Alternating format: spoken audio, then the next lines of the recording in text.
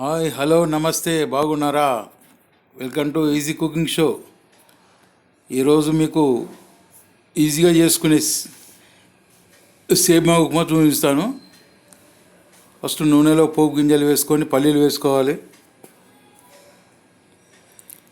పల్లీలు వేగిన తర్వాత ఉల్లిగడ్డ, పచ్చిమిర్చి, కరివేపాకు వేసుకోవాలి.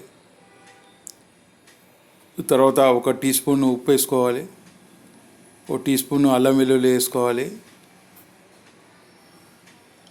తర్వాత మనము నీళ్లు వేడి చేసి అందులో సేమియా వేసి కాసేపు బాయిల్ చేసి పలుకుతున్నప్పుడు ఉంచి పక్కకు పెట్టుకోవాలి. దాన్ని ఇందులో కలుపుకోవాలి.